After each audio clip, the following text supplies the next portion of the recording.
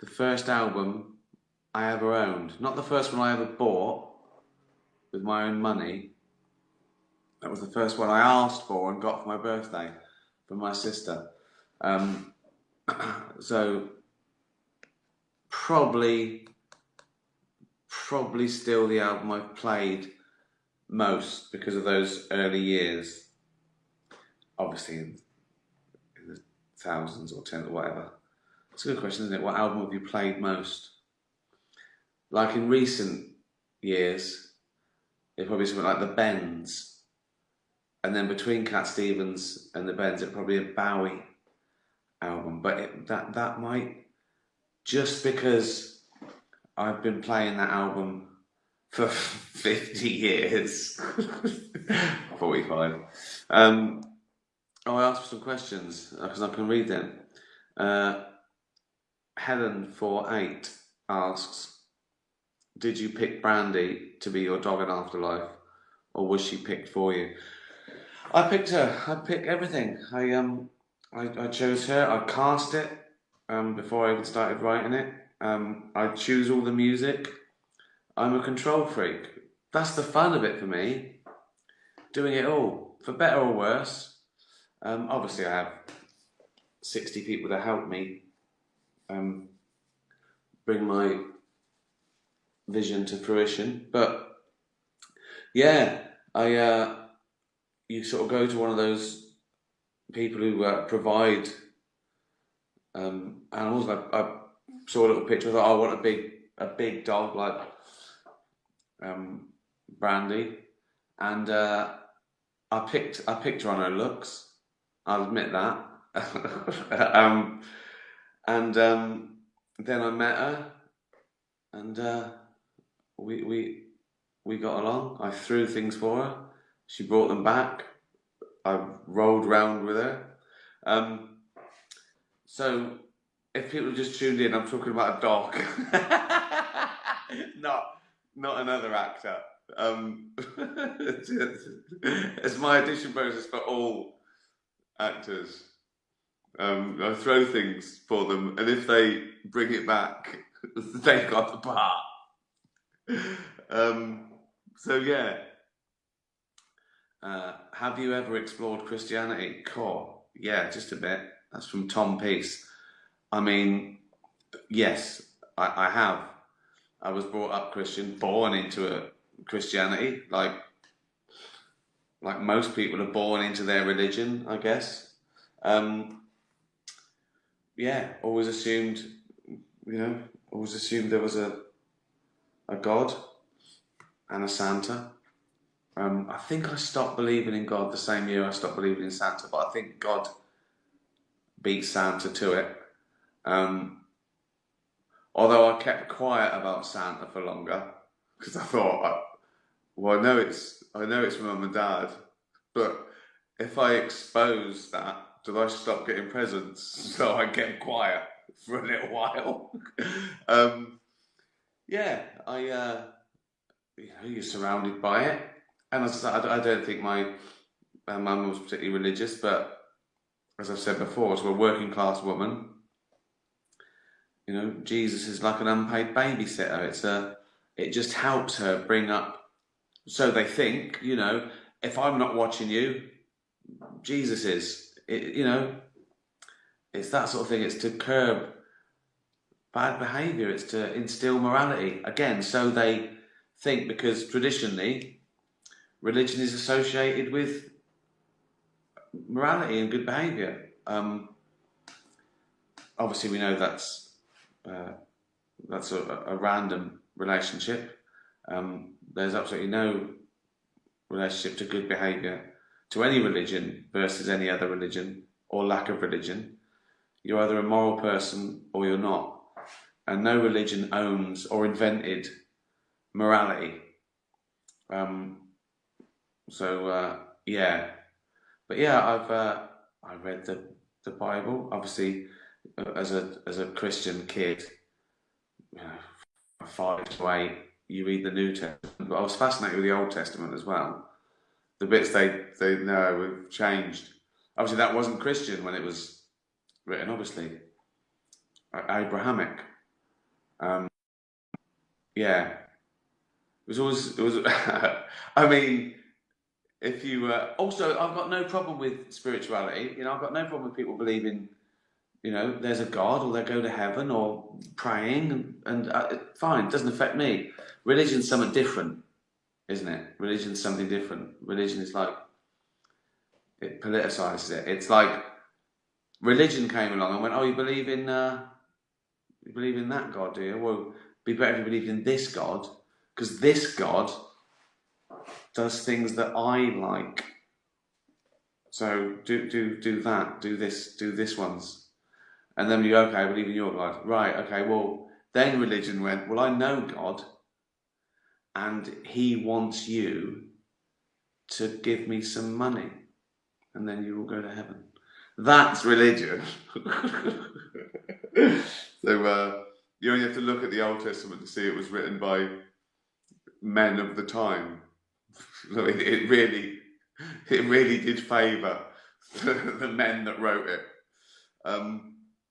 But yes, I've explored it. I explore it every day. I'm surrounded by it, and even when I stopped believing, you know, and because I got into science, you know, you still have to. You know, you're part of society, so you question it. You question rules, and then I studied philosophy, which you know, everything in theology is they use philosophy as logical thinking. From the ancient Greeks to modern day philosophers like Bertrand Russell, they've all pondered, why do people believe in this? What's the evidence? So the short answer is yes, I have explored Christianity. What's your favourite episode of any comedy show and why? Oh, that's too hard. Oh, I've got it down to a few that would be contenders, but the shows that would be the contender for the one-off greatest episode just have more than one episode. Like The Simpsons. I mean, so many great episodes. If I had to choose the top 50 episodes of anything, The Simpsons would have 10 to 20 episodes in there. Do you know what I mean? I think the one that really springs to mind is Do It For Her, when Homer finds out that Marge is pregnant with Maggie, and he's upset because he's a loser and he hasn't, you know, he can't earn enough. And then it's a great ending. It's fantastic. It's a sort of a flashback. It's a beautiful episode. But there's loads. It's that Family Guy. Nothing makes me laugh just consistently more than Family Guy. Curb Your Enthusiasm. Oh my God. Faulty Towers.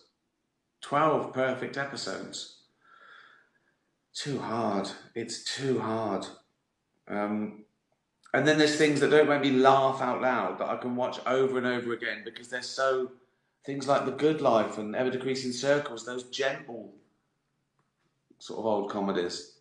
I can't choose. But it would be... I think it would be out of those 4 programmes. I'm pretty sure.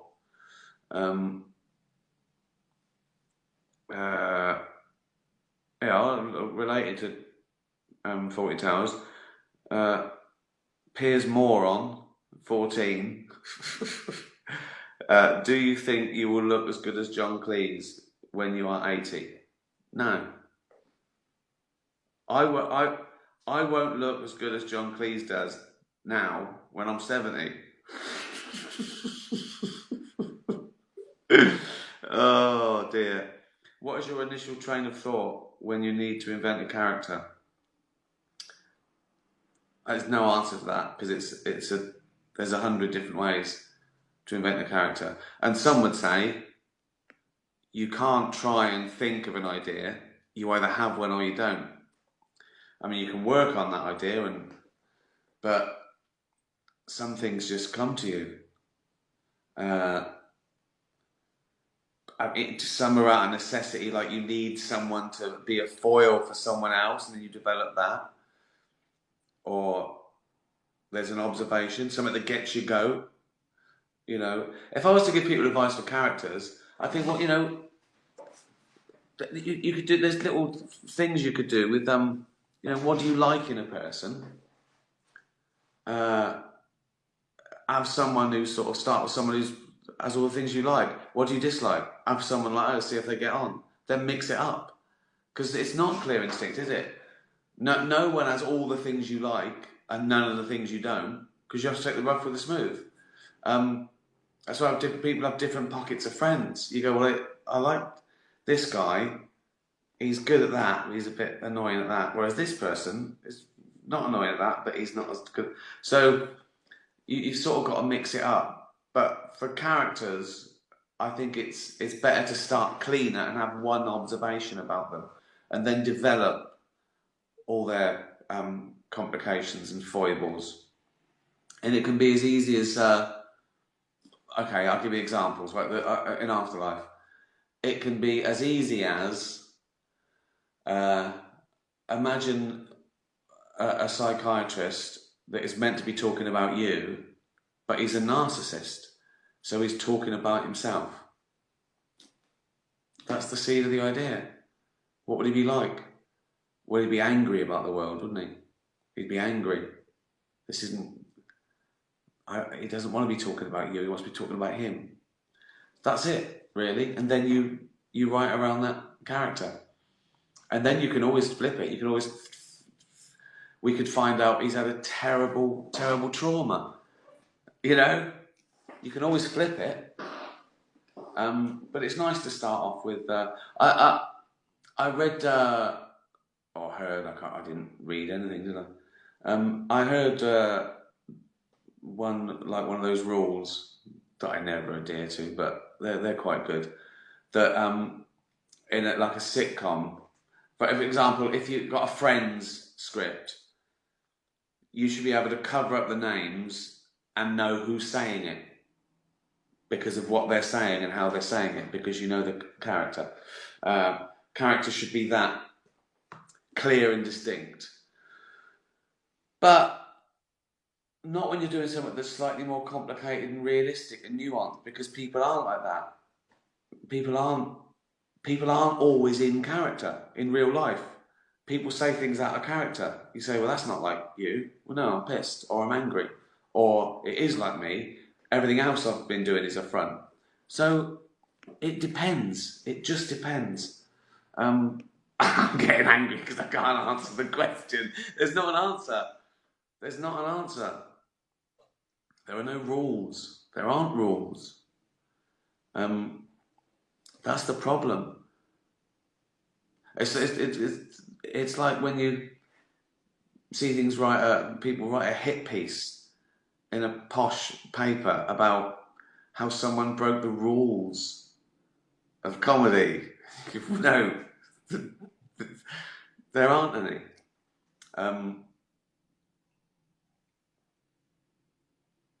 What's your view on sunbathing?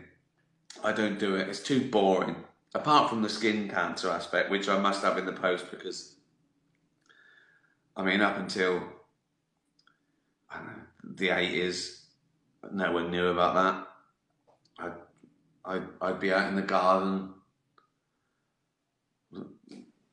tin foil, everything. No, it's just too boring. And I wear sunblock now if it's hot. You don't want to burn. I wish I had a tan. I wish there was a pill. So I you know, I wasn't pasty and red. And I've got ginger in my skin as well. My mum was a redhead. My dad had jet black hair. So I'm hoping I got a bit of his resistance.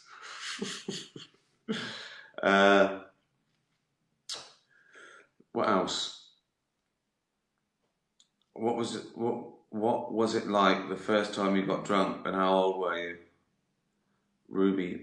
Well, the first time I got sort of drunk, I was sort of legal age. I went to the pub with mates and I got drunk, and it was fine. I mean, I remember when I was about 14 or 15, when I used to, this is what my mum on a Sunday, my lay-in, right, from school or whatever. I used to go to school every day, get up at whatever kids get, I don't know, 7:30. Always, always tired, but you get up. It was so cold in our house in the winter. And this is true. This sounds like a joke, right? But I my own room, right, which is a little box room, and it had a window, and there was ice on the inside of the window. It was colder in my bedroom than outside in the morning when I woke up. I don't know how that was even possible. Some must have come round and melted the ice on the outside. Ice on the inside of a fucking window. And no central heating, obviously. And I used to dream I was up and dressed. And then you'd wake up and go, oh, fucking hell. Just that moment of getting out of bed. Oh, God. What was your question? What was your question? Oh, yeah. So, and I used to do sports and stuff on Saturday. So, Sunday was my lay-in. And I'd wake up to the smell of a roast dinner being nearly ready. Because we used to eat a roast dinner fucking midday on a Sunday, right? And everyone used to come over, like my brothers and sisters and that. And I just couldn't face it. That was like breakfast for me as a teenager. I thought, how can I eat fucking... And then I used to eat meat as well. Meat and gravy and spuds and And so what I used to do, I'd get up, right? And this is a slippery slope, isn't it? And I sometimes I'd have a sip of sherry because I thought that would make me hungry. Fucking hell. And then I used to eat on the stairs because I couldn't stand everyone eating. So Mum would dish up everyone on the table, and I used to take mine and sit on the stairs and look out the window, eating a roast dinner. 15 years old. Oh, what? Fucking hell. What a life.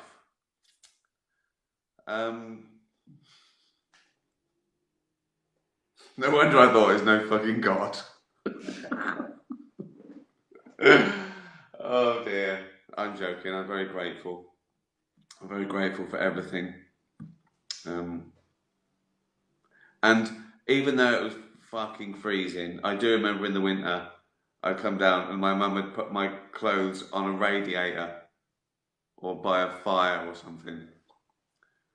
So, yeah. Ice on the inside of a fucking window. No duvets either. Just as many fucking blankets as you could handle. I'd have thought that was the coldest I'd ever been. Mine and Jane's first flat in London, that was even worse because we couldn't even afford to put a fire on because there was a dodgy fucking meter. Someone had screwed the meter up, the landlord. So like 50p lasted about an hour. We worked out it was cheaper, right, in our first flat. Rather than heat it, we could go and sit in the pub and make a pint last all night. And then people would buy us drinks because they felt sorry for us. You know. Are you all crying yet? I feel like Dolly Parton singing a song about a coat of many colours. It's like a country song, isn't it? My life.